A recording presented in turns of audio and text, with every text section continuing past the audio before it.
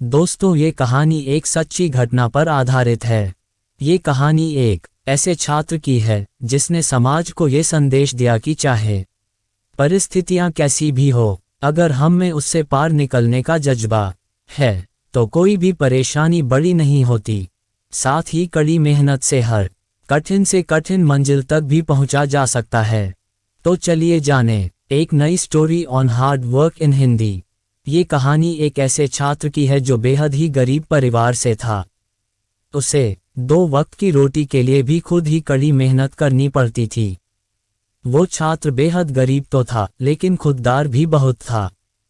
वो अपनी स्कूल की फीस, किताबें, सब कुछ अपनी कमाई से ही भरता था, चाहे उसके लिए उसे एक रात खाली पेट सोना ही क्यों ना पड़े। वो छात्र हमेशा कोई ना कोई काम करके स्कूल की फीस के लिए पैसे इकट्ठा किया करता था। वो छात्र पढ़ाई में भी अच्छा था।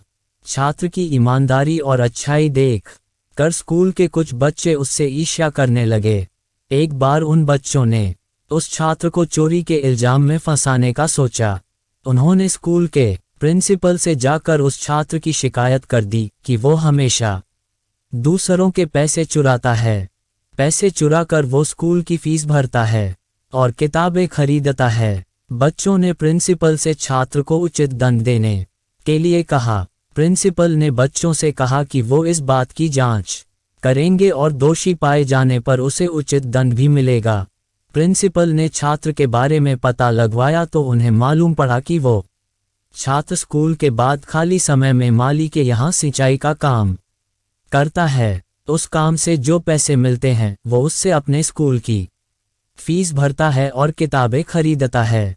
अगले दिन प्रिंसिपल ने उस बच्चे को सबके सामने बुलाया और उससे पूछा कि तुम्हें इतनी दिक्कत होती है तो तुम अपने स्कूल की फीस माफ क्यों नहीं करवाते। छात्र ने उत्तर दिया कि अगर मैं अपनी सहायता खुद कर सकता हूं तो मैं खुद को बेबस क्यों समझूं और फीस माफ क्यों करवाऊं। आखिर दूसरे बच्चों के माता पिता भी तो मेहनत करके ही फीस देते हैं, तो मैं भी मेहनत करके ही अपनी फीस जमा करता हूं। इसमें गलत क्या है? वैसे भी आपने ही सिखाया है कि कर्म ही सबसे बड़ी पूजा है। छात्र की ये बातें सुनकर प्रिंसिपल का सिर भी गर्व में ऊंचा हो गया और दूसरे बच्चों को शर्मिंदगी महसूस हुई। जी हाँ, हम बात कर रहे हैं महान लेखक बंकिम चंद्र चट्टोपाध्याय जी की। बड़ा होकर ये छात्र सदानंद चट्टोपाध्याय के नाम से भी जाना जाने लगा। सदानंद चट्टोपाध्याय को बंगाल के शिक्षा संगठन के डायरेक्टर का पद मिला था। कहानी का सार: इस कहानी से हमें ये शिक्षा मिलती है कि हमेशा इंसान को अपने कर्मों पर विश्वास रखना चाहिए।